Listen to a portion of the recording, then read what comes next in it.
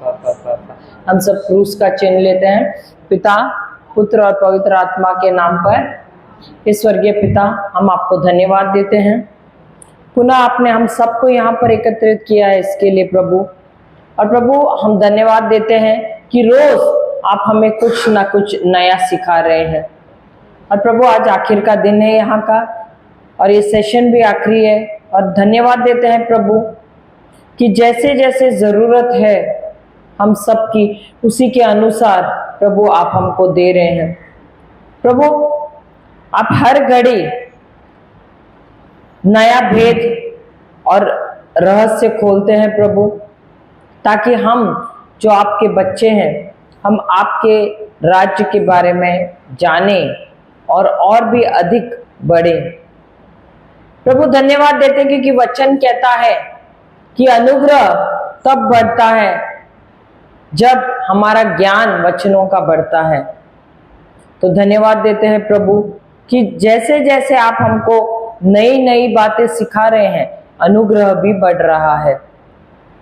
और ये अनुग्रह प्रभु आपने हमको बहुतायत से दिया हुआ है। और धन्यवाद प्रभु कि इस अनुग्रह के द्वारा ही हम इस संसार पर धार्मिकता के द्वारा राज कर सकते हैं, क्योंकि ये भी एक मुफ्त वरदान दिया हुआ है प्रभु आपने हमको। प्रभु धन्यवाद देते हैं आपके प्रेम के लिए, आपके दया के लिए, आपके अनुग्रह के लिए। और प्रभु धन्यवाद देते हैं कि इस सब के योग्य आपने हमको बनाया है, और वो भी आपके पुत्र प्रभु यीशु के द्वारा।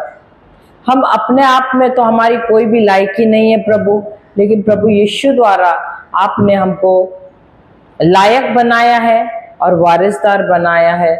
आपने हमको गोद भी लिया है प्रभु आपके राज्य में, ताकि हम इस संसार पर राज कर सके।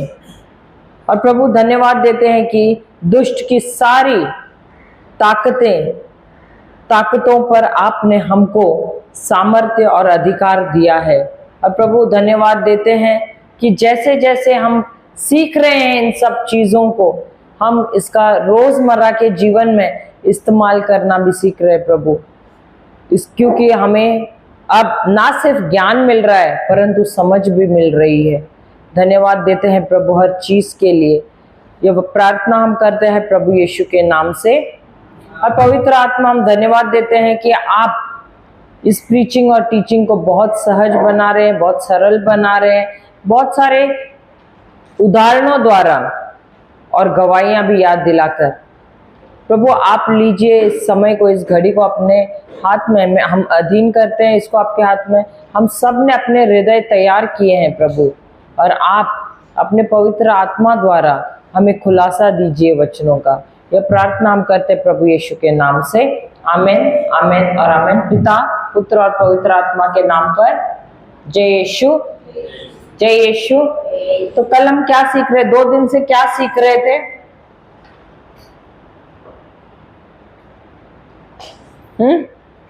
घर पर जाके रिवीजन नहीं करते हैं। Hallelujah, hallelujah. क्या सीख रहे थे? शारीरिक मन और आध्यात्मिक मन के बारे में सीख रहे थे। Spiritual mind and carnal mind. Hallelujah, hallelujah. तो किसी को कुछ डाउट है? कुछ सवाल है इस टॉपिक के बारे में?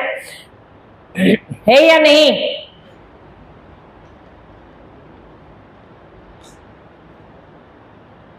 कोई जवाब नहीं दे रहा है।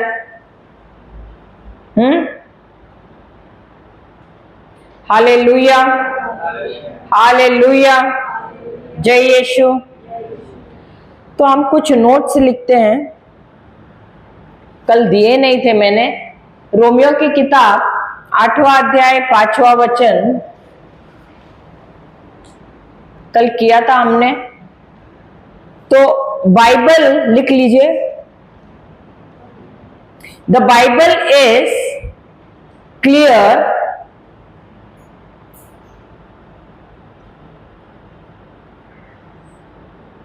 The Bible is clear whose mind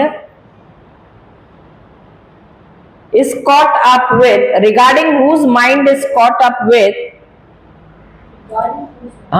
is caught up with spiritual things.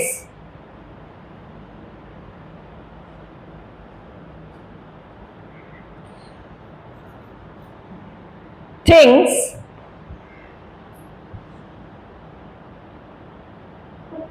that are on the word of God, desires of the word of God,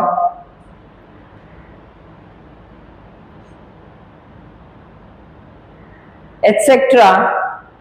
These are the people who invest their time. These are the people who invest their time studying the word. These are the people studying the word day and night,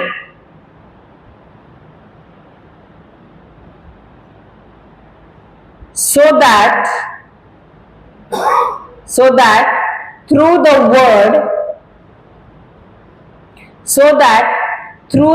word they are being cleansed. So that through the word they are being cleansed, and their desires are changed. Hindi में लिखना, Bible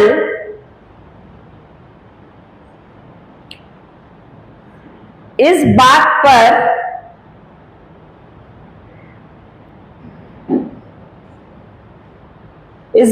पर पूरी तरह से, clear को क्या बोलेंगे,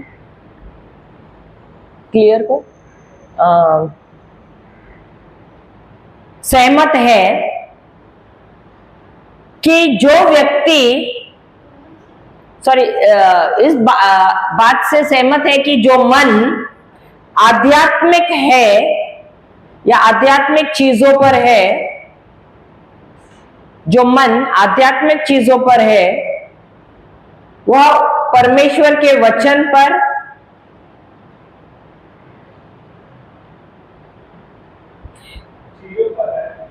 चीजों पर है, आध्यात्मिक चीजों पर है। वो है जिसका मन परमेश्वर के वचन पर है, उनकी इच्छाएं परमेश्वर की वचन की ही हैं, उनकी इच्छाएं परमेश्वर की वचन की ही हैं। ये वो लोग हैं जो अपना समय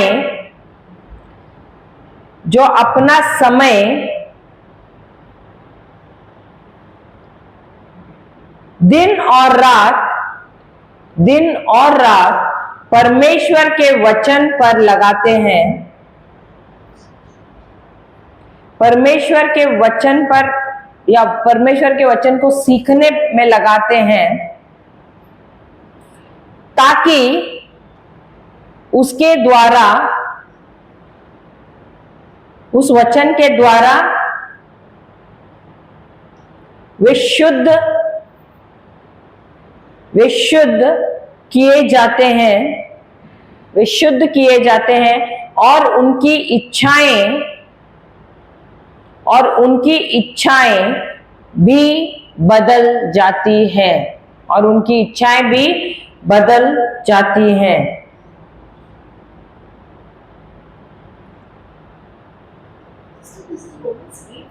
8:5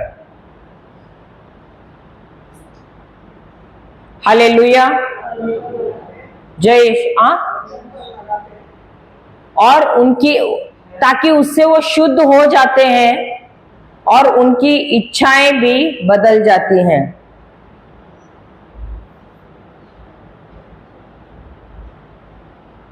हालेलुया, जय यीशु।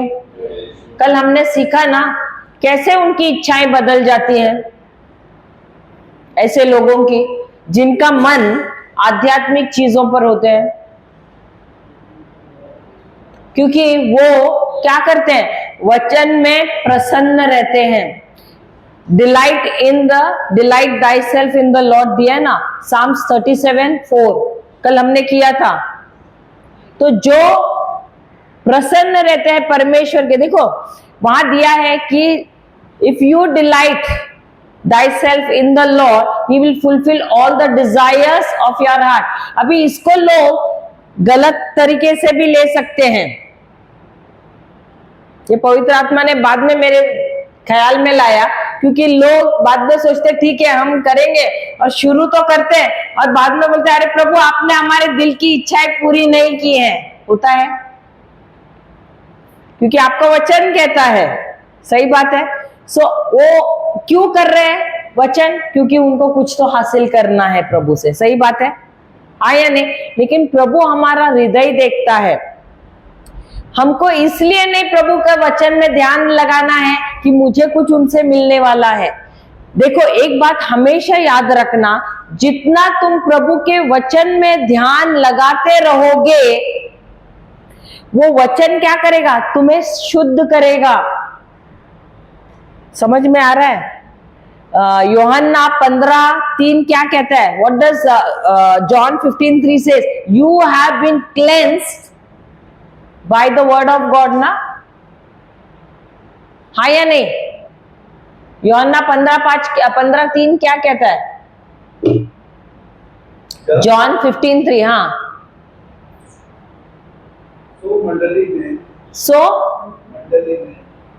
हाँ मंडली, ब्रदर्स, हाँ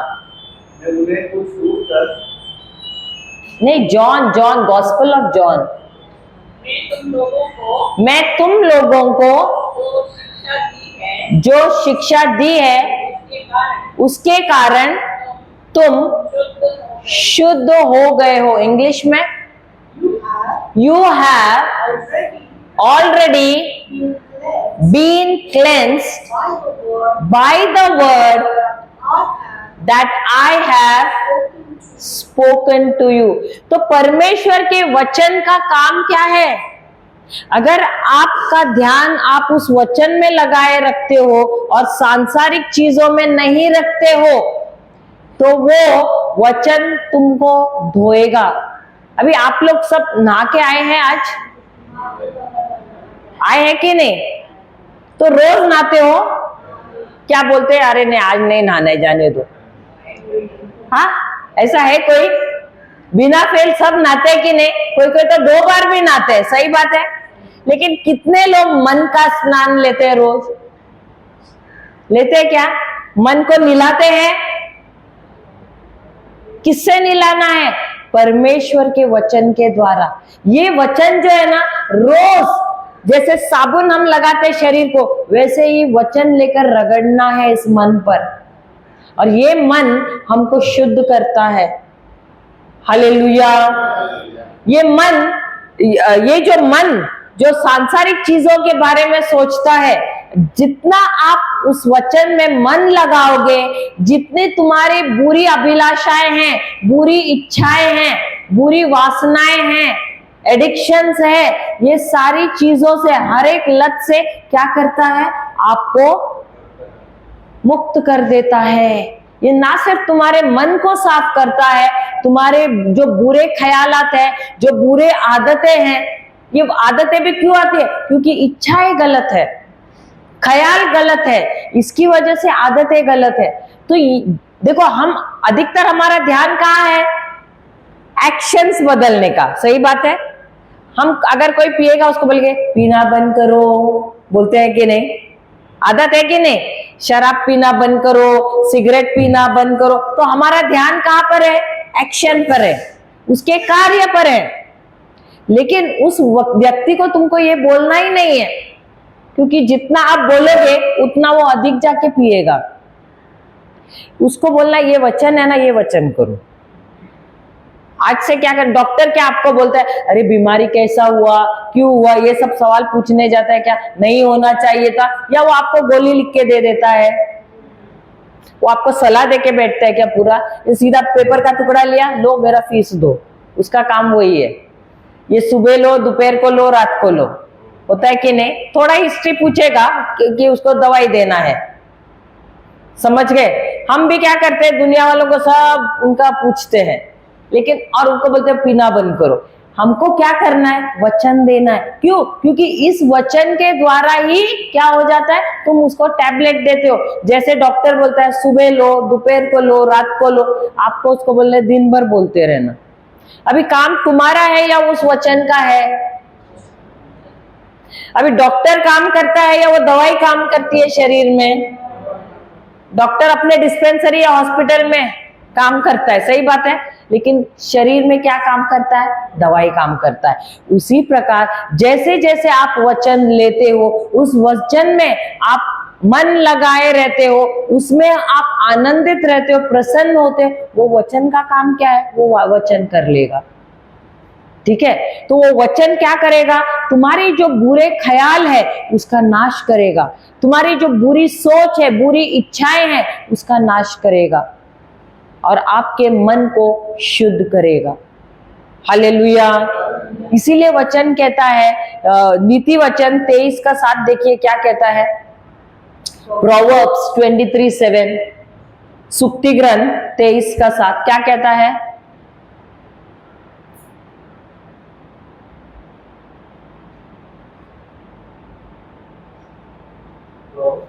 23:7। हाँ, as a man thinks in his heart. 5 है क्या 7 है वो? क्योंकि 23:7 है क्या 23:5 है? 23:5 नहीं, as a man thinks in his heart so is he. हाँ, 23:7 ही बोला मैंने। हाँ नहीं, उससे पहला क्या है? As a man thinks in his heart so is he. वो फर्स्ट पार्ट है क्या सेकेंड पार्ट है? सेकेंड पार्ट है।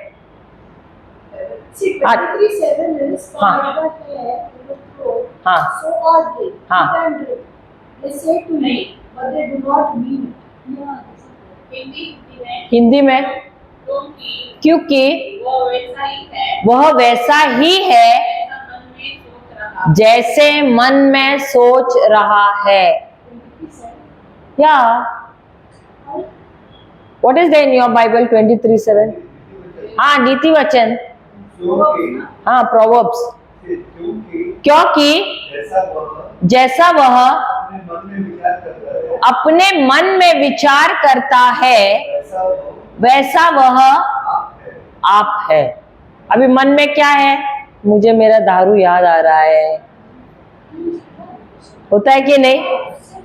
देखो, जो चीज आपको याद ही नहीं आती है, जो आपके मन में नहीं है, होगा क्या? आप करोगे क्या? अभी आप देखो, अगर आपको कहीं जाना भी है, आप अपने आप को याद दिलाओगे, अरे मुझे कल जाना है, रिट्रीट को जाना है। रिट्रीट को हफ्ते भर से आप अपने आप को याद दिलाते हो कि नहीं, या ऐसे ही उठ के आ जाते हो बिना याद दिलाए? होता है कि नहीं?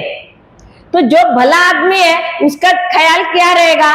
मुझे ये वचन करना है, मुझे ये वचन करना, और दिन रात वो वचन पे मनन चिंतन करेगा। अब जो वचन लिया है उसके जैसा होगा या उसके विपरीत होगा?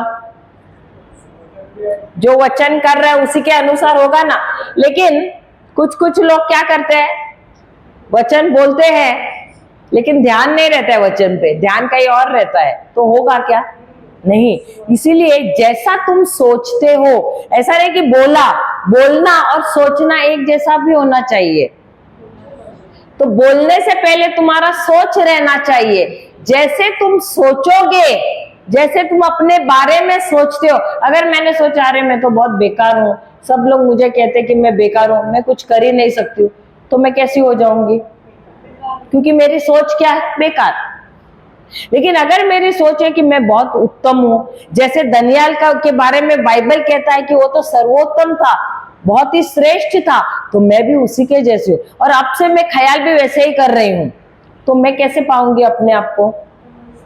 वैसे अगर मैं बोलूं अरे हिंदी ना, मेरा वैसा ही ख्याल था पहले, अरे हिंदी बाप रे नहीं होता है, और हमेशा एकदम बॉर्डर लाइन पे आ जाती थी। लेकिन जब मैं कॉलेज में पहुंची जो सर सिखाते थे तो मैं सोचती थी ये पूरा चैप्टर बाय हार्ट करके, बिना बुक लिए पूरा चैप्टर बाय हार्ट बोलते। मैं बोला अगर ये वो कर सकते हैं तो हम क्यों नहीं कर सकते हैं। ख्याल बदल दिया। उसके बाद हिंदी में मार्क्स भी अच्छे आने लगे। क्यों? क्योंकि जब मैंने अपनी इच्छा, अपना सोच बदल दिया। तो वही कहता है ये वचन, जैसे तुम अपने बारे में सोचोगे वैसा ही तुम अपने आप को पाओगे। अगर आपने सोचा कि अरे मैं तंदुरुस्त हूं, भले बीमारी शरीर में नहीं, लेकिन प्रभु मैं तो तंदुरुस्त हूं क्योंकि आप मेरे लिए क्रूस पर चढ़े, तो मैं तो तंदुरुस्त ही हूं, कोई बीमारी मेरे शरीर को छू ही नहीं सकता है। तो जैसा तुम्हारा सोच है, बीमारी भी तुम्हारे पास आने के लिए 10 बार सोचेगी। क्यों? क्योंकि तुम्हारी सोच क्या है, मैं कभी बीमारी नहीं हो सकती। अगर आ भी गई तो बीमारी टिकेगी नहीं। क्यों? क्योंकि तुम्हारा ख्याल कहां पर है? उस सोच पर है कि मैं तो बीमार हो ही नहीं सकती। क्यों? क्योंकि प्रभु यीशु ने मेरी बीमारी ले ली है। तो ये बीमारी क्या है? इलीगल है, गैर कानूनी है मेरे शरीर में। तो दिन रात मैं क्या सोच रही हूं वो इंपॉर्टेंट है, वो महत्वपूर्ण है। क्योंकि वचन कहता है जो हम सोचते हैं वैसे ही हम होते हैं। हालेलुया। अगर हम अपने आप को सुअर सोचेंगे तो सुअर जैसे हो जाएंगे। मुझे याद है एक बच्चे के बारे में था। वो बच्चा वो बोलते हैं कि अरे पता नहीं, मैं ऑटोमेटिकली खेलते हैं ना, अगर गटर में गया बॉल, मैं जाके सबसे पहले कूदूंगा नाली में। तो ऐसे होते होते एक बार वो रिट्रीट को गया बड़ा होने के बाद, और बोलते अभी भी मेरा आकर्षण उस गटर की तरफ ही होता है, पता नहीं क्यों। तो प्रीचर के पास गया पूछने के लिए कि ऐसे क्यों होता है। और जब काउंसलिंग कर रहे थे तब उसे पता चला बचपन में उसके पिता हमेशा बोलते थे सुअर का बच्चा। अब सुअर का बच्चा बोलते हैं, इसने भी मन में क्या पिक्चर बनाया अपने आप का, सुअर का बच्चा। और इसीलिए जब भी कोई खेलता था सबसे पहले कूदता कहा था? गटर में। यही तो तुमने अपने बारे में क्या सोच बनाया है? तुम अपने बारे में क्या सोचते हो? देखो तुम्हारा शरीर भी ना जैसे तुम्हारा मन सोचता है उसके अनुसार रिएक्ट करता है। अगर तुम अपने आप को मन में सोचते हो मैं बीमार हूं, बीमारी रहोगे। वो इजरायली लोग, उन लोग वादे के देश में जाने से पहले जो जासूस लोग गए, 12 जासूस में से 10 बोलने लगे अरे उस देश में राक्षस लोग, अच्छा जमीन तो अच्छी है लेकिन वहां पर कौन है? राक्षस लोग हैं और उनके वो हमको खा भी जाएंगे। क्यों? क्योंकि उनके सामने हम किसके जैसे हैं? किसके जैसे हैं? टिड्डे जैसे हैं, ग्रास हॉपर जैसे। तो उन्होंने अपने आप, उन्होंने कहा था क्या उस देश के लोगों ने तुम टिड्डे हो, तुम ग्रास हॉपर हो, बोला था क्या? नहीं। लेकिन इन्होंने अपने आप को उनके सामने क्या सोचा? हम उसके जैसे दिखते हैं। तो जैसे तुम अपने आप को देखोगे, भले ही तुम स्टेटस में बहुत कम हो, आप गरीब भी हो सकते हो, लेकिन तुम अपने आप को कैसे देख रहे हो कि मैं उस धनवान पिता की, मैं भी एक धनवान बेटी हूं। और धन पैसों से नहीं तोला जाता है, क्योंकि जो धनवान है वो सबसे गरीब रहता है, क्योंकि वो उसके हाथ से निकलता नहीं है पैसा। लेकिन जो गरीब है वो सबसे ज्यादा उदार रहता है। आपने देखा है कभी? गरीब लोग उल्टा जितना है सब उठा के देने को तैयार होते हैं। तो कभी भी अपना, बोलते हैं ना, अपनी जो अपना स्टेटस है पैसे से नहीं गिना जाता है। हालेलुया। इसीलिए वचन कहता है जैसे तुम अपने आप को देखते हो, सोचते हो मन में, वैसे ही तुम होते हो। तो तुम अपने पड़ोसी से पूछो तुम अपने बारे में क्या सोचते हो? मन में क्या सोचते हो? कैसे देखते हो अपने आप को? क्योंकि जैसे तुम अपने आप को देखोगे वैसे ही तुम हो जाओगे। हालेलुया। क्योंकि कुछ होने से पहले हम अपने आप को देखते हैं मन में, हम कैसे हैं। आपने देखे तो एक बच्चा, मुझे याद है हमारे फैमिली में आता था, उसकी मम्मी हमारे रिश्तेदार के घर पे छोटी थी तभी उसको लाया था गांव से नौकरी करने के लिए।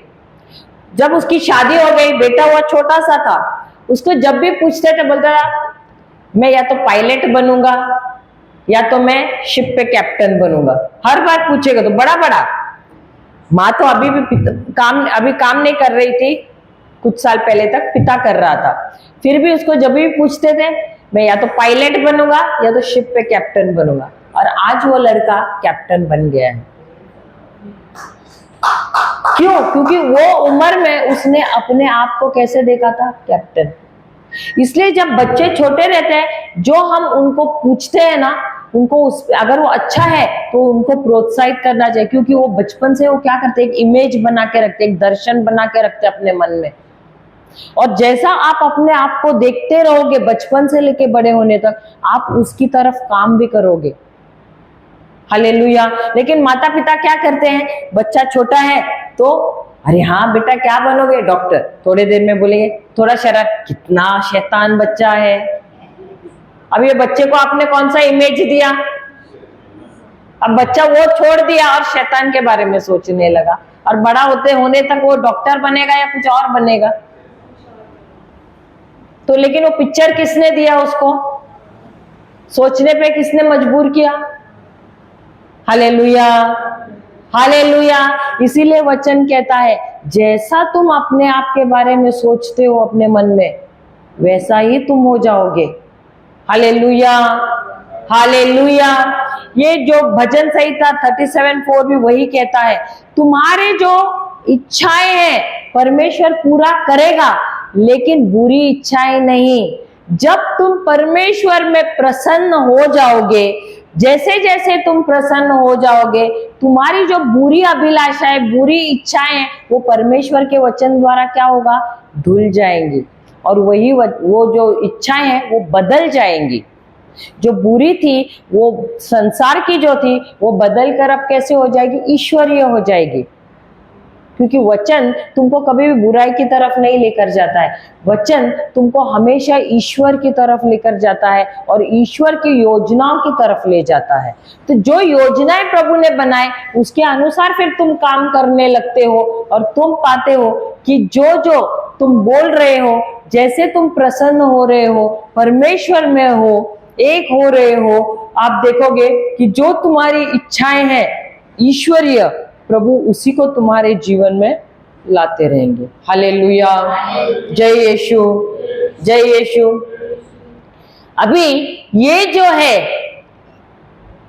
शारीरिक मन है और आध्यात्मिक मन है।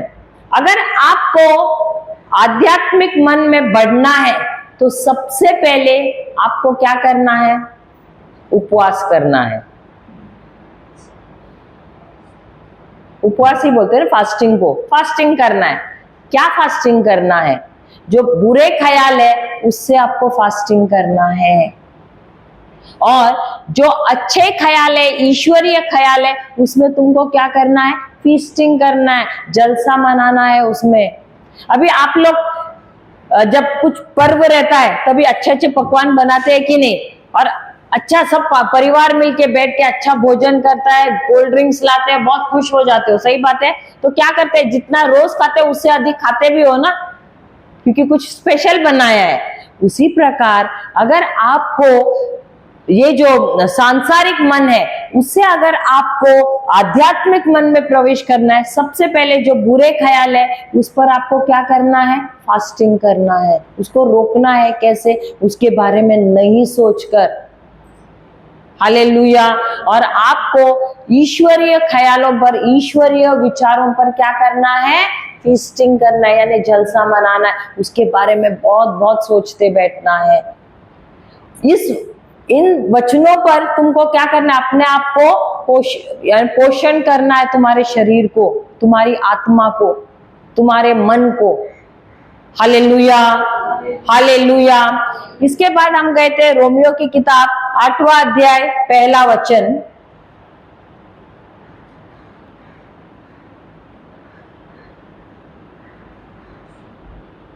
वहां पर एक्चुअली जब मैंने हिंदी में रेफर किया तो आधा ही दिया हुआ है वो वचन। इंग्लिश में पूरा दिया है, हिंदी में आधा दिया हुआ है वो वचन। पढ़ना। कल मैं रात को देख रही थी वो वचन घर पे जाके, तो मैं तभी भी सोच रही थी कुछ तो अधूरा लग रहा है।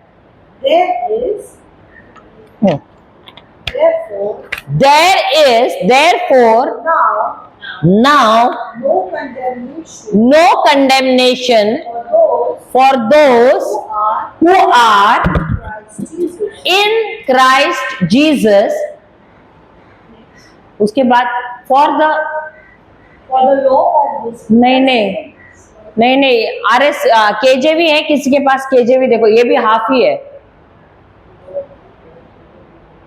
English. हाँ, इंग्लिश का KJV देखो, क्योंकि कोई कोई वर्जन में आधा ही दिया है ये। मैं भी कल वही सोच रही थी, मैंने उस दिन नोट्स बना रही थी तभी उसमें फुल तो, और ये यहाँ पर हाफ है।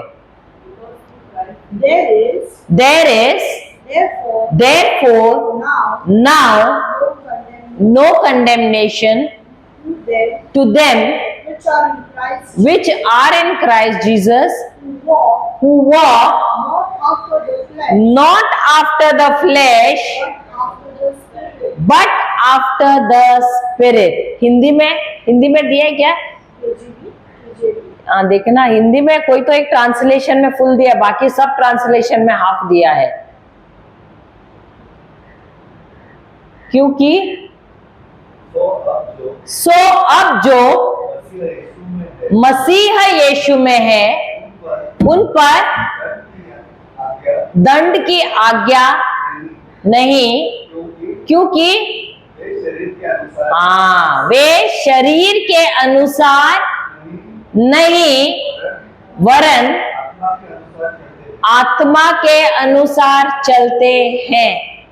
मुझे ये नोट्स देने हैं, क्योंकि कल मैंने आपको समझाया जो प्रभु यीशु में है दिया है, those who are in Christ. In Christ का मतलब क्या है? हर कोई जो विश्वासी है, the one who is a believer of the word of God, a Christian, वो कौन है? वो प्रभु यीशु में है। उसका पोजीशन क्या है? उसका स्थान क्या है? उसका पद क्या है? इन का मतलब या मैं का मतलब है यीशु के अंदर उनका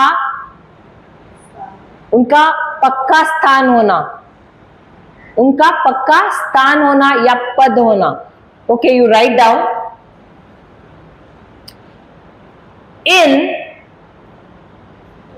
in Christ, Romans 8:1 says, वो फुल स्क्रिप्चर ही लिख देते हैं। Romans 8:1 says, रोमियो की किताब 8वां अध्याय 1 वचन कहता है, Romans 8:1 says that now therefore there is no condemnation for those, there is no condemnation for those who are in Christ। अब जो प्रभु यीशु में है उन पर कोई भी दंड नहीं है। अब जो प्रभु यीशु में है उन पर कोई दंड नहीं। प्रभु यीशु में है, उस पर उसके नीचे लाइन लगा देना। Now those who are in Christ, underline in Christ,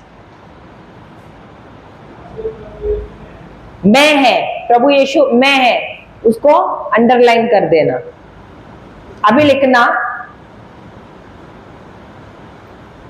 Christians are in Christ, विश्वासी प्रभु यीशु में है।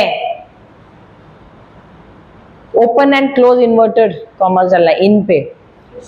हाँ, क्रिश्चियंस आर इन है ना, उसको open and close inverted commas डाल देना, इन, क्योंकि वो शब्द इन या में बहुत महत्वपूर्ण है। क्रिश्चियंस आर इन क्राइस्ट,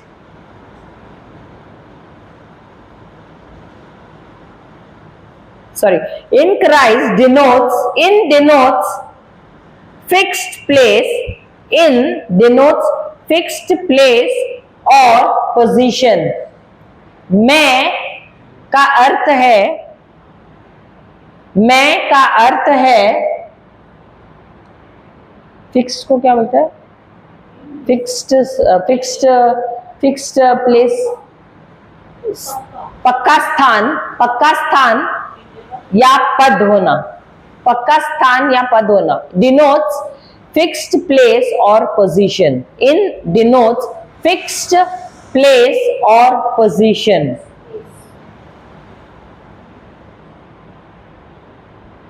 और उसके बाद वो सेंटेंस क्या कहता है, those who walk after the flash है ना, who walk not after the flesh but after the spirit। और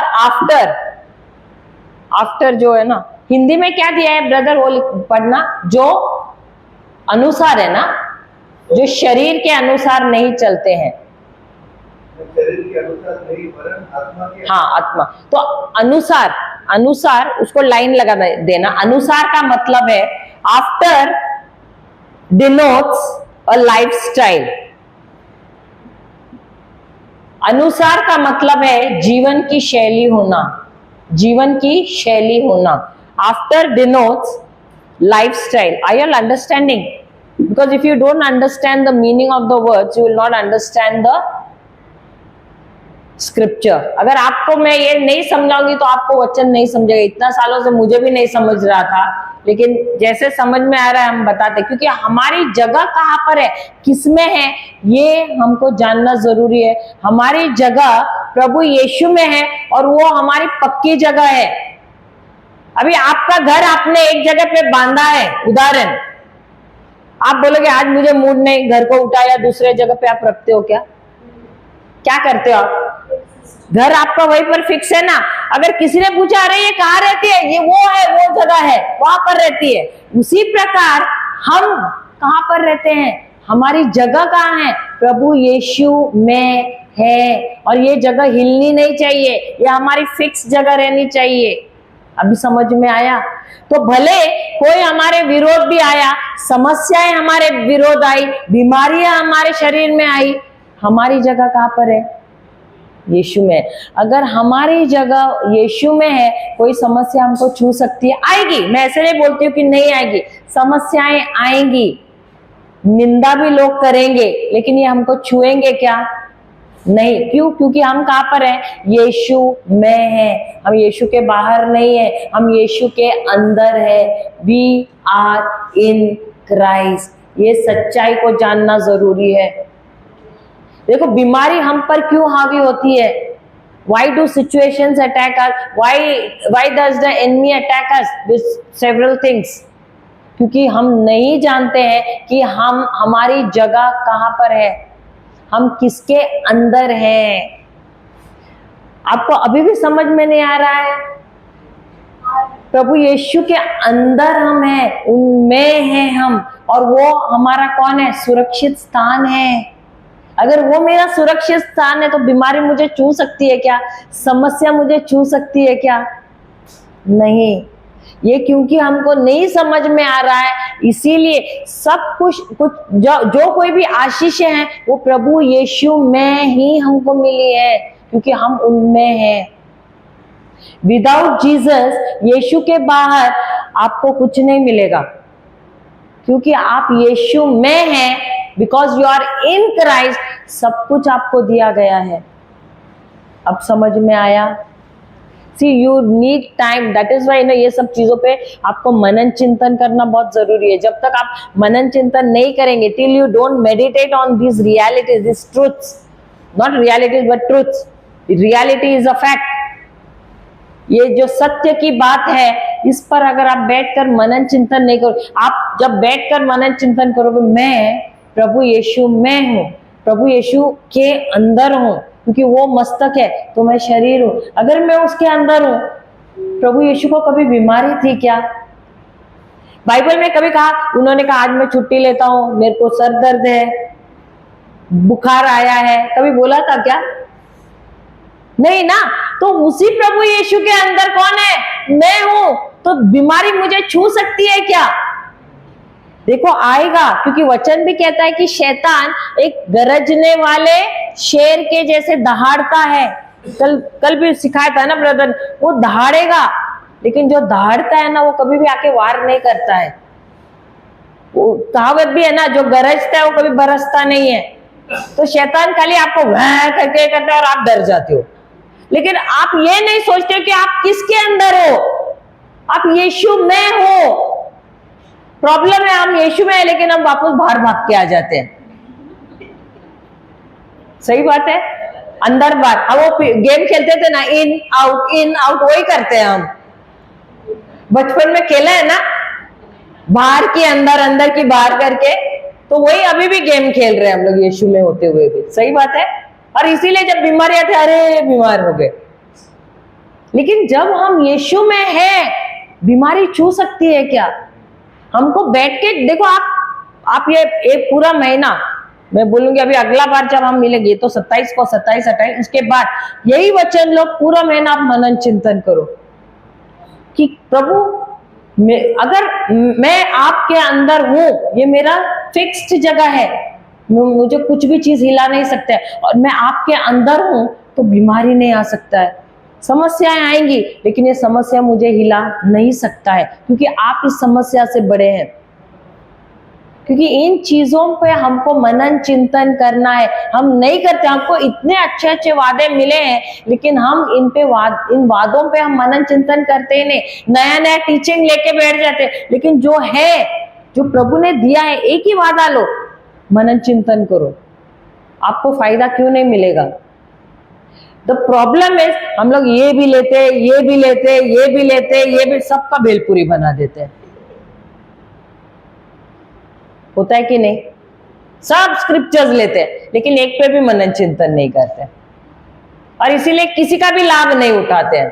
सिर्फ जमा करके रखे, अरे मेरे को आता है, ये भी आता है, वो भी आता है, सिस्टर मैं भी ये भी कर रही हूँ, मैं वो भी कर रही है, लेकिन क्या कर रही हूँ? पोपट के जैसे बोल रही हूँ, लेकिन उसके बारे में उसको जी नहीं रही हूं। If I am in Christ, ये छोटी बात है क्या?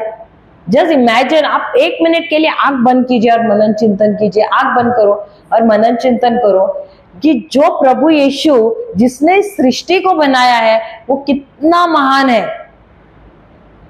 और आपकी जगह उनके अंदर है। वो शैतान आएगा तो भी ढूंढ पाएगा क्या आपको? ढूंढ पाएगा क्या? आप उनके अंदर हैं तो ढूंढ पाएगा क्या? क्योंकि वो इतना महान है। और वचन कहता है इस धरती को उसने अपने हाथ में लिया हुआ है। अगर हाथ में लिया है तो फिर हम कहां पर? हम तो एक ड्रॉप जैसे भी नहीं है, एक बूंद के जैसे भी नहीं है हम। सही बात है। तो क्या शैतान हमको ढूंढ पाएगा? क्यों? क्योंकि मेरी जगह कहां है? यीशु में है। हम सोचते नहीं है, हम उस समस्या को बड़ा बनाते हैं, लेकिन जिसने हमको रचा है उसको नहीं बड़ा बनाते हैं। तो जिस दिन हम हमारे यीशु को बड़ा करेंगे, जो बीमारियां ना ऐसे ही निकल जाएंगी। Hallelujah, hallelujah. तो वही बोल रहा है ये वचन कि जो भी प्रभु यीशु, हर एक क्रिस्ती, हर एक विश्वासी कौन है? यीशु में है। Hallelujah, hallelujah. और उसके बाद जो कोई भी उनके वचन के अनुसार चलता है, जो आत्मा में चलता है, आत्मा के अनुसार चलता है, who walks not after the flesh but walks after the spirit, यानी जिसका लाइफस्टाइल, जिसकी जीवन की शैली आध्यात्मिक है, उसके जीवन में क्या कभी भी कोई दोष भाव आएगा? Will that person have any kind of condemnation? नहीं आएगा। Hallelujah, hallelujah. लिखते हैं हम आगे।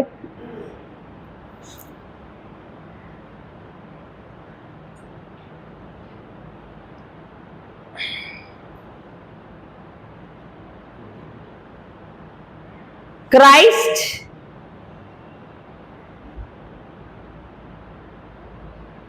सॉरी, इन क्राइस्ट, एक minute.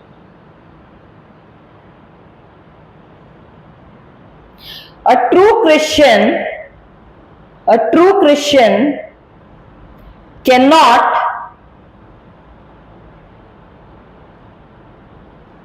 be in Christ, cannot be in Christ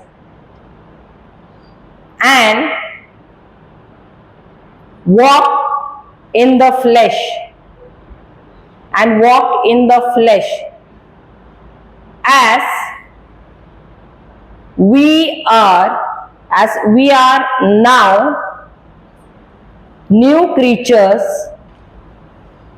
in Christ, as we are now new creatures in Christ. 2 Corinthians 5:17. सच्चा विश्वासी यीशु में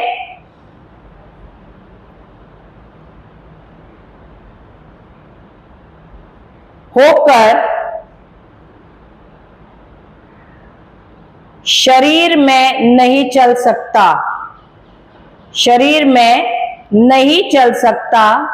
क्योंकि अब वह एक नई सृष्टि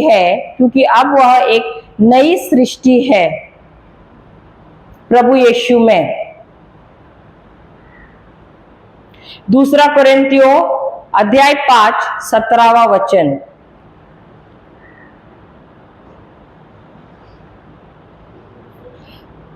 But it is possible for a person who is in Christ, to walk after the flesh. अरे मैंने वो आपका ट्रांसलेशन क्या किया, पहला वाला मैंने शायद गलत किया। जो विश्वासी प्रभु यीशु में नहीं है, सॉरी मैंने है बोला ना, नहीं है, वह शरीर में चल सकता है, वो शरीर में चल सकता है,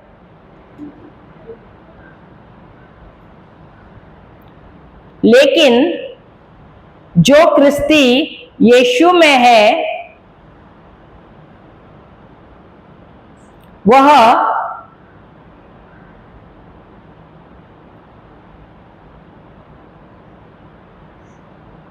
संभव है कि वह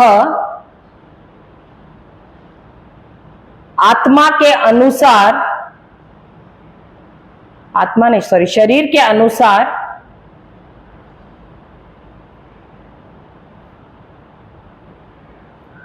चल सकता है।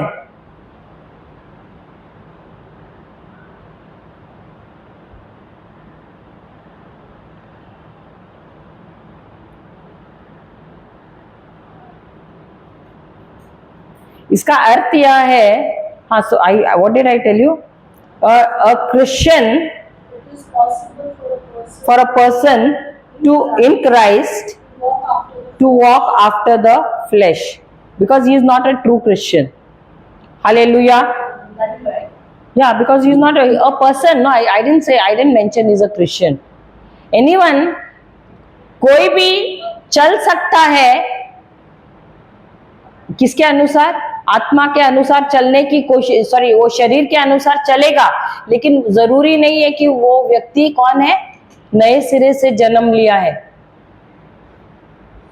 Understand the lifestyle. देखो अभी बहुत लोग, अभी मुझे लगता है मैंने कंफ्यूज किया आप लोगों को। अभी ऐसे बहुत सारे लोग हैं, अभी क्रिस्ती लोगों को देखते हैं, there are people who see the Christian, और वो उनके जैसे इमिटेट करना चाहते हैं। क्या क्या क्या उनके जैसे करना चाहते हैं? इमिटेट, कपड़े, पार्टी, ये सारी चीजें करने की कोशिश करता है ना। लेकिन अगर उनको सचमुच में अगर नकल करना है या उनका अनुकरण करना है, तो वो सचमुच आएंगे चर्च में, उन क्रिस्तियों को देखेंगे जो सचमुच के क्रिस्ती हैं, जो शरीर के अनुसार नहीं लेकिन जो आत्मा के अनुसार चलते हैं। अभी ऐसे चर्च को आप देखेंगे गचागच भरा रहता है चर्च। अभी सुबह कितने लोग थे चर्च में? पैक था चर्च, था ना? मिसा के लिए लोग आएंगे, लेकिन रिट्रीट बोलेगा तो अरे टाइम नहीं, आज मालूम है आज ऑफिस में, अरे आज अर्जेंट मीटिंग, अरे आज ये वो है, बोलते हैं कि नहीं, बहाने आते हैं कि नहीं? क्यों? क्योंकि जो सचमुच में वचन में है, जो प्रभु यीशु में है, वो बोलेगा रहने दो, आज मैं छुट्टी लूंगा, क्योंकि ये ज्यादा मुझे महत्वपूर्ण लगता है। समझ गए? तो जो सचमुच में जिसका स्थान प्रभु यीशु में है ना, वो बहाने नहीं बनाता है। हाँ, वंस इन अ वे में भी हम कंसिडर करते हैं, लेकिन सबसे ऊंचा स्थान किसको देता है? वचन को देता है। और वही सही क्रिस्ती है। क्यों? और वो क्यों आता है? ऐसा नहीं कि हाजिरी लगाने के लिए आता है, लेकिन इसलिए आता है क्योंकि उसे आध्यात्मिक जीवन में बढ़ना है। आगे जो सीख रहे हैं उसको जाके वो किताब को नोट्स लिख के फेंकना नहीं है, लेकिन घर पे जाके दोबारा उसको खोलना है, दोबारा उसको पढ़ना है, सीखना है। क्यों? क्योंकि मुझे भी मेरी जीवन शैली किसके जैसे बनानी है? दूसरे क्रिस्ती के जैसे नहीं, लेकिन उस यीशु के जैसे जिसमें मैं हूं। मुझे इसका उसका अनुसरण नहीं करना है, मुझे सिर्फ और सिर्फ एक ही व्यक्ति का अनुसरण करना है, वो है प्रभु यीशु। क्यों? क्योंकि मेरा स्थान कहां पर है? उसी के अंदर है। समझ रहे हैं? I am understanding. Praise the Lord, praise the Lord. तो यहां पर संत पौल इसीलिए कहते हैं कि हम जो प्रभु यीशु में हैं, अगर हम शरीर में चल रहे हैं, इसका मतलब है हम सच्चे के क्रिस्ती नहीं है। आपको मालूम है नोट्स मिलते हैं, करेंसी नोट्स, 500 का नोट, उसका डुप्लीकेट भी मिलता है, मालूम है? तो डुप्लीकेट क्या सही है? वैसे ही क्रिस्ती भी, आप सच्ची वाले क्रिस्ती है या डुप्लीकेट क्रिस्ती है? पूछो अपने पड़ोसी को।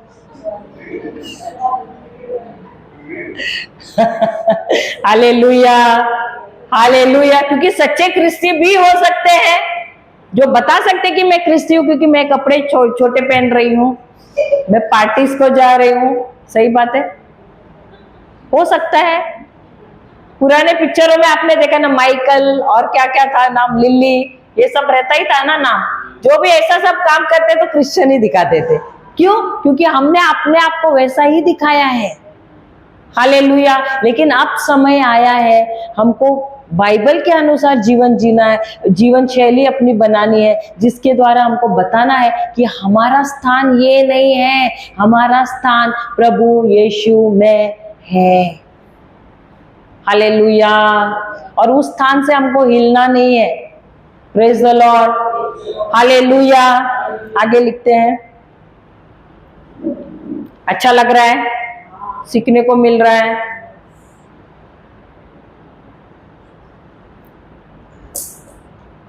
हाँ, we have a new nature, हमारे पास एक नया स्वभाव है।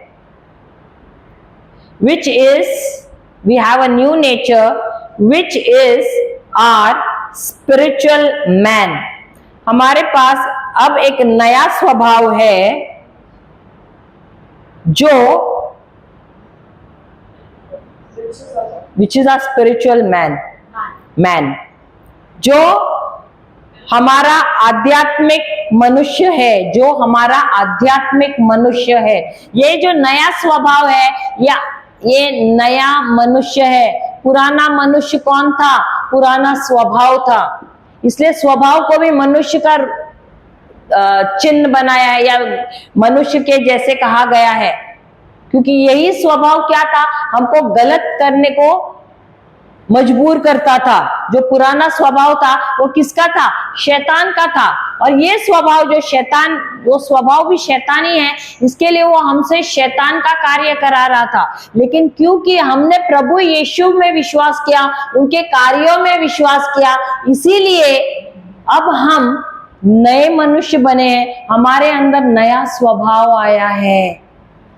ये नए स्वभाव को नया मनुष्य या आध्यात्मिक मनुष्य कहा जाता है। हालेलुया, हालेलुया, जय यीशु।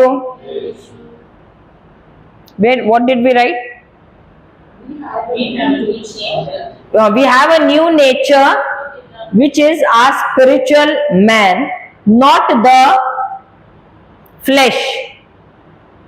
हमारे पास नया स्वभाव है जो कि हमारा आध्यात्मिक मनुष्य है, जो शारीरिक नहीं है, जो शारीरिक नहीं है, which is not the flesh. Likewise, an unbeliever may try to walk. Likewise, an unbeliever may try to walk after Christ. उसी प्रकार एक अविश्वासी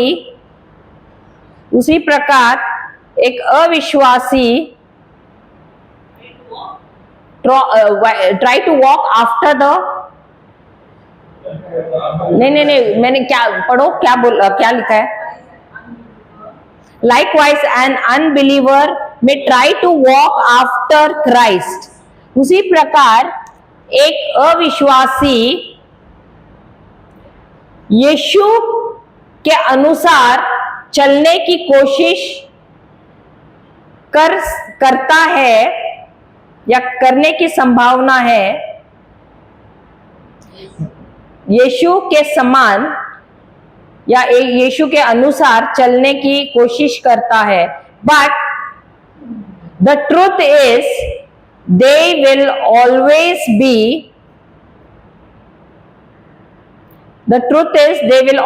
बी इन द फ्लैश. लेकिन सत्य की बात यह है या सत्य यह है कि वे हमेशा शरीर में ही हैं. शरीर में ही है. क्यों? क्योंकि वो अविश्वासी है, वो यीशु को नहीं जानते. देखो, भेड़िया अगर हंस जैसा बनने की, हंस नहीं है लेकिन हंस जैसा बनने की कोशिश करेगा, हंस बन सकता है क्या? नहीं. उसी प्रकार अगर एक अविश्वासी, अगर वो प्रभु यीशु को नहीं जानता है, प्रभु यीशु में नहीं है, वो अनुकरण करने की कोशिश करेगा, बन सकता है क्या यीशु जैसे? नहीं. क्यों? क्योंकि वो अभी भी शरीर में है. So if an unbeliever tries to imitate Jesus without knowing Jesus, अभी मैं रेंसी का, ये बहन है, उसका मैं अनुकरण करने की कोशिश करती हूँ, लेकिन मैं उनको जानती नहीं, मैं अनुकरण कर पाऊंगी क्या? कभी कभार अब मैं बहने में एक बार मिलती हूँ, मैं उनको बिल्कुल इनका स्वभाव नहीं जानती हूँ, कुछ भी नहीं जानती हूँ, कहाँ रहती है ये भी नहीं जानती हूँ, ये इसकी पसंद क्या है, नापसंद क्या है, कुछ भी नहीं जानती हूँ. क्या मैं उनका अनुकरण कर पाऊंगी? नहीं. इसीलिए जब भी एक अविश्वासी आता है, वो क्रिस्ती को देखता है, वो बोलता है, विश्वासी को भी देखता है, दूर से देखता है, बोलते हाँ कपड़े तो बहुत अच्छे पहनते हैं, नाचते भी बहुत अच्छा है, पार्टी भी बहुत अच्छा बनाते हैं. तो क्या देख रहे हैं? वो क्रिस्ती को देख रहे हैं या क्रिस्त को देख रहे हैं? किसको देख रहे हैं? यीशु को देख रहे हैं या किसको देख रहे हैं? उनके चेलों को देख रहे हैं. लेकिन वो चेले भी नहीं है, डुप्लीकेट चेले हैं. हालेलुया. इसीलिए यीशु, संत पौल भी बोलता है, किसी का भी अनुकरण मत करो, सिर्फ यीशु का अनुकरण करो. तो अगर हम यीशु में नहीं है, क्या हम यीशु जैसे बनेंगे? नहीं. हम किस में रहेंगे? शरीर में ही रहेंगे. Hallelujah, hallelujah. इसलिए वो कहता है कि अगर कोई अविश्वासी यीशु को नहीं जानता, यीशु में नहीं है, तो वो शरीर में ही है, क्योंकि उसका स्वभाव शारीरिक ही होगा, आध्यात्मिक नहीं होगा. Hallelujah. Until they will always be in the flesh until they put their faith in Christ alone. तो वो शरीर में रहेंगे जब तक, लिखना, जब तक वो शरीर में ही रहेंगे जब तक वे अपना पूरा विश्वास सिर्फ और सिर्फ, जब तक वे अपना पूरा विश्वास सिर्फ और सिर्फ यीशु में नहीं रखेंगे. Hallelujah, hallelujah.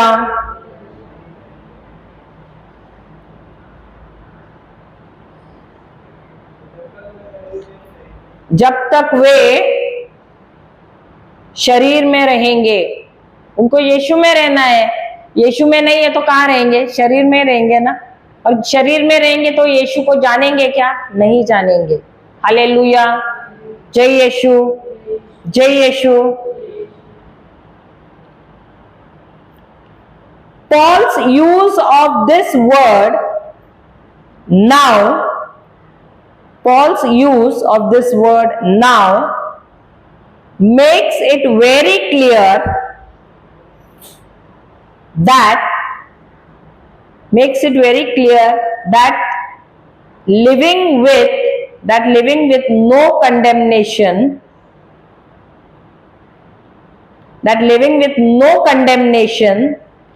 is a present tense experience,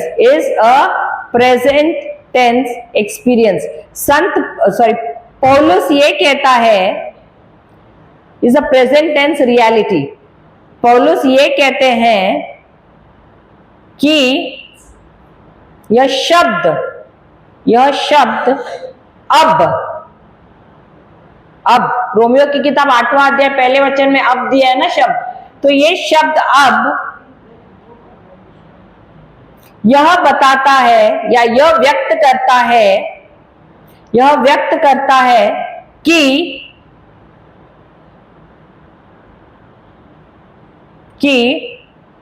अपराध भाव या अपराध बोध में रहना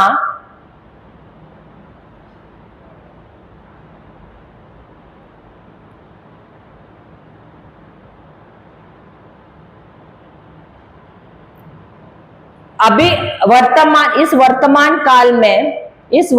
काल में अनिवार्य बोल सकते हैं ना, इज नॉट राइट, अनिवार्य है। हालेलुया, या गलत है? Hallelujah, hallelujah.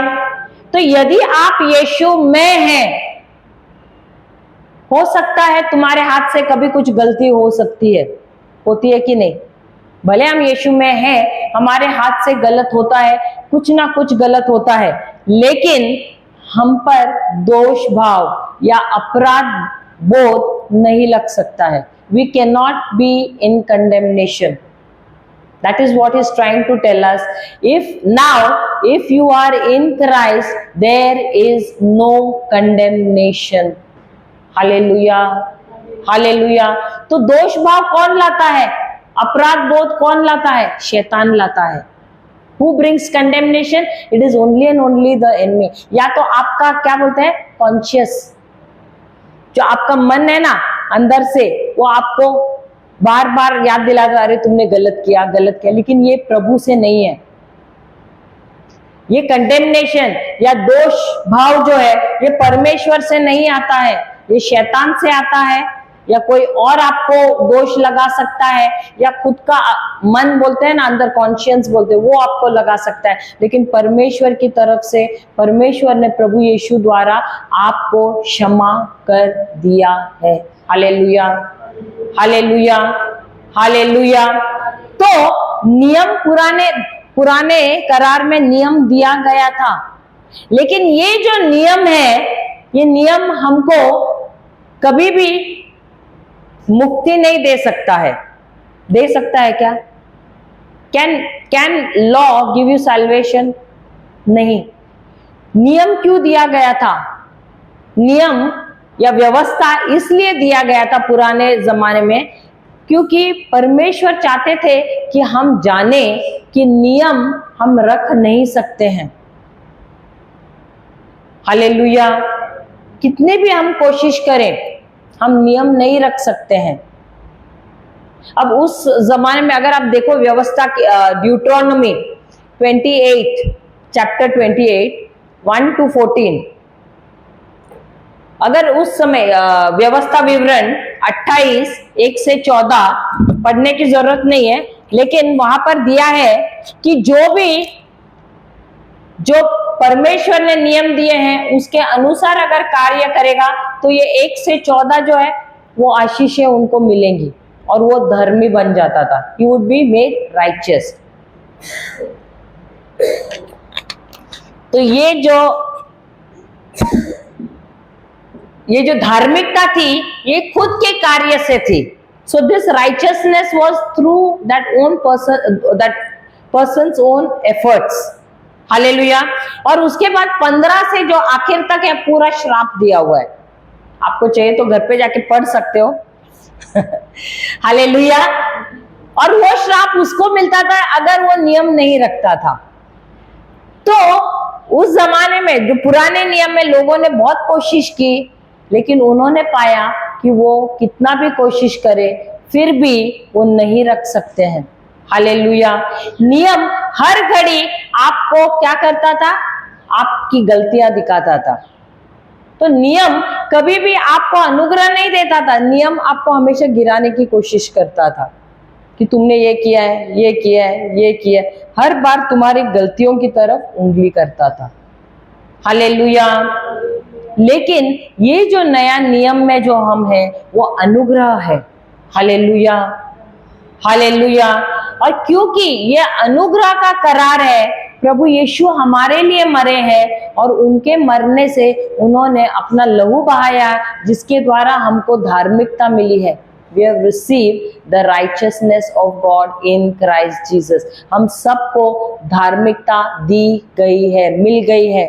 हमने कमाया नहीं है, लेकिन हमारी मेहनत से नहीं मिला है, लेकिन हम जो काम प्रभु यीशु ने किए हैं उसके द्वारा हमको ये धार्मिकता मिली है। उसके वजह से हमको क्या मिला है? दया मिला है, अनुग्रह मिला है। हमको we have been sanctified, हमको हमारे पापों को प्रभु यीशु के लहू द्वारा धोया गया है और हमको एक अच्छे कार्य के लिए अलग रखा गया है। Hallelujah, hallelujah. तो ये सारी सत्य की बातें हमको याद रखनी है। हालेलुया। अगर प्रभु यीशु हमारे लिए लहू नहीं बहाते, देखो कोई तो एक व्यक्ति चाहिए था जो हमारा जगह ले, और वो किसने लिया? पुराने नियम में हम देखते हैं कि मूसा के द्वारा क्या आया? नियम आया। हालेलुया। तो मूसा किसका चिन्ह है? नियम का। और ये मूसा ने क्या किया? ये मूसा ने जो इजरायली लोग हैं उनको लेकर गया, लेकिन क्या वो वादे के देश में लेके जा पाया? वो सिर्फ वादे के देश के बाहर तक लेकर गया और वो मर गया। हालेलुया। तो ये मूसा उसी का चिन्ह है कि जैसे नियम एक बोलते हैं ना, एक हेड मास्टर जैसा था जो हमारी रखवाली करता था, लेकिन ये नियम हमको अनुग्रह में नहीं ले जा पाया। Hallelujah, hallelujah. तो मूसा वादे के देश के बॉर्डर तक लेकर, सीमा तक लेकर गया इजरायली लोगों को, लेकिन वहां पर ही छोड़कर वो मर गया। हालेलुया। लेकिन यीशु जो है उसने क्या किया? उसने इन लोगों को लिया और बाहर से लेकर वो वादे के देश में उसने प्रवेश किया। उन लोगों को उन्होंने ना सिर्फ वो राष्ट्र दिया, उन्होंने उनको उनकी विरासत दी, उनको उनका अधिकार दिया। तो ये यीशु किसका चिन्ह है? अनुग्रह का चिन्ह है, यीशु का चिन्ह है। Hallelujah, hallelujah. जिस प्रकार प्रभु यीशु नियम था, लेकिन नियम हमको उद्धार नहीं दे पाया, लेकिन जब प्रभु यीशु आए, प्रभु यीशु ने भी वैसे ही क्या किया? उन्होंने हमको क्या दिया? हमारा विरासत दिया, हमारा अधिकार दिया। अगर प्रभु यीशु नहीं होते तो हमको ये सब मिलता था क्या? नहीं। तो प्रभु यीशु ने क्या किया? उन्होंने इस शरीर में हमारे पाप को लिया और जो मृत्यु हम पर अधिकार जमाए हुए थी, उस मृत्यु को ही उसने क्या किया? उस पर राज किया, उसको हराया उसने। तो आज जो पहले जब मृत्यु के नाम से ही लोग कांपते थे, डरते थे, क्योंकि मृत्यु भयानक था, लेकिन आज लोग डरते नहीं है। क्यों? क्योंकि प्रभु यीशु ने मृत्यु पर जय प्राप्त की है। तो आज हमको मृत्यु से डरना नहीं है। क्यों? क्योंकि प्रभु यीशु जो मनुष्य के शरीर में आए, इस शरीर में आते हुए उन्होंने वो सारी जो आज्ञाएं थी वो उन्होंने पूरी की और उन्होंने उस मृत्यु पर जय प्राप्त की।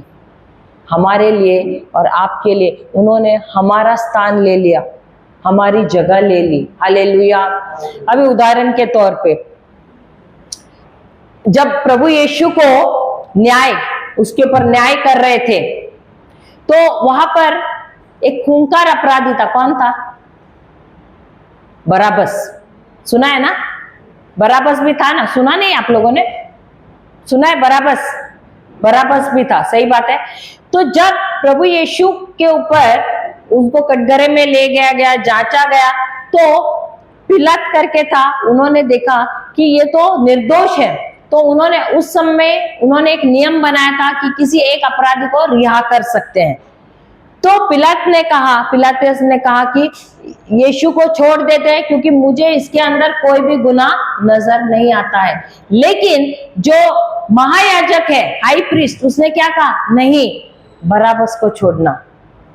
सही बात है। कितनों को बुरा लगा कि यीशु को नहीं छोड़ा और बराबस को छोड़ा? आपको कभी बुरा नहीं लगा? मैं हमेशा सोचती थी वो बराबस को क्यों छोड़ा, इतना खूंखार है, यीशु को छोड़ना चाहिए था। मैं हमेशा बचपन से मुझे ऐसा होता था, लेकिन बाद में मुझे ये सत्य का ज्ञान हुआ कि वो बराबस मैं और आप है। कौन है? मैं और आप है। अगर उस दिन बराबस को नहीं छोड़ा जाता, यीशु को छोड़ा जाता, तो क्या यीशु हमारा जगह ले सकते थे? नहीं। बाद में मेरी आंखें खुल गई जब मुझे सत्य का ज्ञान हुआ कि अगर उस दिन बराबस को नहीं छोड़ा जाता, यीशु को रिहा किया जाता, क्या यीशु हमारा जगह ले सकते थे? नहीं। तो भले ही उस समय हमको लगता है अरे इस खूंखार अपराधी को क्यों छोड़ा गया है, वो खूंखार अपराधी आप और मैं हैं, जिसकी जगह प्रभु यीशु ने ली उस क्रूस पर। और क्योंकि उन्होंने हमारी जगह उस क्रूस पर ली, उन्होंने हमको हर एक दंड से मुक्त कर दिया है। तो आज पाप को हम पर कोई अधिकार नहीं है। अगर शैतान भी आ रहा है हम पे दोष भाव लगाने के लिए, हमको कहना है कि प्रभु यीशु ने सारा पाप लिया है उस क्रूस पर, क्योंकि परमेश्वर ने उसको पाप बनाया उस क्रूस पर। Hallelujah, hallelujah. और आज इसीलिए आपको और हमको कोई भी दोष बोध नहीं होना चाहिए, गिल्टी कॉन्शियस नहीं होना चाहिए, कंडेमनेशन नहीं होना चाहिए, किसी भी प्रकार का दोष भाव नहीं आना चाहिए। कोई भी हम पे कोई भी लालचन लगा रहा है, कुछ भी लगा रहा है, हमको बोलना है रोमियो की किताब 8वां अध्याय 1 वचन, अब मैं जो प्रभु यीशु में हूं, मुझ पर कोई भी दोष भाव नहीं लग सकता है। हालेलुया। तो प्रभु यीशु को कम से कम तालियां तो बजाओ, कितना बड़ा काम किया है उन्होंने हमारे लिए। ये हमको रोज कहना है अपने आप से, क्योंकि बार बार शैतान आता है, बार बार हम पे दोष भाव लगाने की कोशिश करता है और हमको गिराने की कोशिश करता है। बार बार बताता है अरे तुम बेकार हो, अरे तुमको परमेश्वर तुमसे प्रेम नहीं करते हैं, तुम्हारे घर वाले तुमसे प्रेम नहीं करते। बार बार आके तुमको गिराने की कोशिश करता है, अरे तुमने पाप किया है तो प्रभु तुम्हें इस्तेमाल नहीं कर सकते। बार बार आता है तो उसको बोलना है अबे चुप बैठ। क्या बोलना है? अबे चुप बैठ। क्योंकि मैं आज ये सत्य जान गई हूं कि अब, इसीलिए वो शब्द उधर दिया है अब, यानी जब भी आपके हाथ से अगर गुनाह भी हुआ है, तब वही वो वचन कहता है कि अब मैं जो क्रिस्त में हूं, मेरा जगह कहां पर है? प्रभु यीशु में है। तो मैं जो क्रिस्त में हूं, मुझ पर कोई भी दोष भाव नहीं लग सकता है, क्योंकि दोष भाव प्रभु से कभी भी नहीं आता है। क्योंकि जो भी मैंने अपराध किए हैं मेरे भूतकाल में, मेरे वर्तमान काल में, और जो कुछ भी मैं भविष्य में भी करने वाली हूं, उस सब के लिए प्रभु यीशु ने उस क्रूस पर दंड ले लिया है। और उसी वजह से देखो, एक बात है, अगर उन्होंने मेरे पिछले जीवन का, समझो मैं उदाहरण दे रही हूं, पिछले जीवन का पाप लिया, क्या मैं कभी जिंदा थी? मैं जीवित थी तभी? नहीं थी। शरीर में थी क्या? नहीं थी। तो मैं, हाँ, शायद हम कन्फेशन को जाते हैं, पाप स्वीकार के लिए जाते हैं, हम जाके सब पाप बोलते हैं, फिर बोलते हाँ हो गया, फिर थोड़े देर में वो वही कर देते हैं। सही बात है। क्यों करते हैं? क्योंकि वो पाप का ही ये हमारे अंदर चल रहा है। अगर वो पाप के बारे में हम सोचेंगे ही नहीं तो पाप करेंगे क्या? नहीं करेंगे। क्यों करेंगे? क्योंकि अगर मुझे मालूम है मुझे क्षमा मिली है, कब? 2025 साल पहले। तो अगर मुझे क्षमा मिली है तो मुझे अब कैसे चलना है? धार्मिकता में। क्यों? क्योंकि अब मेरे अंदर किसका स्वभाव है? प्रभु यीशु का है। तो अब मैं किसके बारे में सोचूंगी? पाप के बारे में या प्रभु यीशु के स्वभाव के बारे में? तभी तो, क्योंकि मैं प्रभु यीशु में हूं तो मैं उनके स्वभाव के बारे में ही सोचूंगी, उनको मैं कैसे प्रसन्न करूं। अगर ये परिस्थिति में प्रभु यीशु रहते तो वो कैसा करते थे? सही बात है कि नहीं? तो अगर मैं प्रभु यीशु में हूं तो मेरे लिए कोई भी दोष बोध नहीं है, अपराध बोध नहीं है। और आएगा तो भी शैतान ही आएगा, लेकिन उसको भी हमको भगाना है, निकल जाए यहाँ से। किसी को तो भेजेगा, वो परिवार वाले को, बाहर वाले को, पड़ोसी को, किसी को भेजेगा आपके खिलाफ, तो उसको बोलना है चुप बैठ, निकल जाए यहाँ से, अब मैं जान गई हूं तेरे खेल को। तो प्रभु यीशु ने सारे मेरे पापों को लिया है उस क्रूस पर और उसे उन्होंने नाश किया है, क्षमा किया है। और अगर पाप ही नहीं है तो बीमारी आएगी क्या शरीर में? बीमारी क्यों आती थी? पाप की वजह से। और अगर पाप को ही प्रभु यीशु ने उसका नाश किया है, उसको क्षमा किया है, उसको धो डाला है, तो बीमारी आना है क्या? इसीलिए रोज बोलना जरूरी है, धन्यवाद प्रभु यीशु, आपने मुझे अपनी धार्मिकता दी है। I am the righteousness of God in Christ Jesus. रोज अपने आप से बोलना जरूरी है। क्यों? क्योंकि जाने अनजाने में हम कुछ ना कुछ करते, क्योंकि हम इस शरीर में हैं और प्रभु यीशु खुद भी जानते हैं हमारी कमजोरी। वो खुद भी शरीर में थे, इसलिए वो सीमाएं जानते हैं कि ये शरीर में हम सीमित हैं, we are limited in this flesh, और ये वो जानते हैं, इसीलिए वो हमारे लिए मध्यस्थ करते हैं। Hallelujah, hallelujah. इसीलिए वो हमारी मदद के लिए हमेशा रहते हैं। उन्होंने अपनी पवित्र आत्मा को दिया है, इसलिए उन्होंने हमारे अंदर अपना स्वभाव डाला है। लेकिन हम उस स्वभाव में क्यों नहीं कार्य कर रहे? क्योंकि हम जानते ही नहीं कि उन्होंने वो स्वभाव हमारे अंदर बोया हुआ है। Hallelujah, hallelujah. और इसीलिए हम सब कौन है? हम प्रभु यीशु की धार्मिकता है। तो बोलते रहना है, मुझ में प्रभु यीशु की धार्मिकता है। I am the righteousness of God in Christ Jesus. सुबह शाम बोलते रहना, टैबलेट लेते रहना। कौन सा? वचन का। वो बोल बोल के अपने आप को आपको तंदुरुस्त बनाना है वचन के द्वारा। हालेलुया। जैसे आप लोग सप्लीमेंट्स लेते हैं, विटामिन लेते हैं, ये भी एक विटामिन टैबलेट ले लो। Hallelujah, hallelujah. जय यीशु, जय यीशु। और मनन चिंतन करो जो सीखा है, अपने स्थान को याद रखो हर घड़ी। अगर कोई भी चीज आपको बताए ना, जैसा कुत्ता वहां से आके भौं करेगा, वैसे तो समस्या भी आके भौं करते रहते हैं हमको। तो इसका ये मतलब नहीं कि वो समस्या हम पे राज करता है, नहीं। हमारी जगह जब हमको मालूम है कि मैं प्रभु यीशु में हूं और मेरा फिक्स्ड जगह है, ये मुझे कोई हिला नहीं सकता है, क्योंकि मैं उसके अंदर ही हूं। तो कोई भी समस्या, कोई भी बीमारी में मुझे छूने से भी डरेगी, क्योंकि हम नहीं जानते हैं हमारी जगह कहाँ है, किसमें है। इसीलिए वो भी समस्या आके भौ करता रहता है पूरा, और हम भी हिल जाते हैं। होता है कि नहीं? कोई बच्चा के भौ करता है, पूरा हिल जाते हैं हम लोग। वैसा ही होता है रोज। Hallelujah, hallelujah. एक्चुअली देखा जाएगा ना, वो शैतान हमसे डरता है, लेकिन हमको नहीं मालूम होने से हम ही डरते हैं उससे। देखा है कभी? ऐसे एक कॉकरोच रहता है, वो कॉकरोच भी बेचारा डरता है आने को, वो धीरे धीरे आता है। हम लोग इसको ऐसे वो आता है फिर आगे। देखा है? वही होता है, शैतान भी तो वही करता है हमारे साथ। वो धीरे धीरे आता है, वो देखता है अरे ये डर गया, चलो चलो अब इसको थोड़ा सा और करते हैं। वही है हमारा रोज का। वो हारा हुआ है। हमेशा अपने आप को याद दिलाओ, वो हारा हुआ है और वो मेरे पास आ ही नहीं सकता, मुझे छू ही नहीं सकता, क्योंकि मेरा स्थान प्रभु यीशु में है। ये हर घड़ी याद रखना है। Hallelujah, hallelujah. हम सब आंखें बंद करते हैं। धन्यवाद प्रभु यीशु कि आज आपने हमें ये सत्य सिखाया है। भले हमने ये वचन बहुत बार सीखा प्रभु, बहुत बार पढ़ा भी, लेकिन इस पर हमने कभी भी मनन चिंतन नहीं किया। धन्यवाद देते प्रभु, आज आपने इतना अच्छा खुलासा किया और उसके अंदर का रहस्य हमें बताया।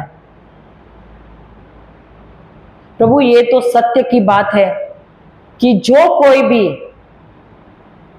यीशु में है उसे अपराध भाव नहीं हो सकता है।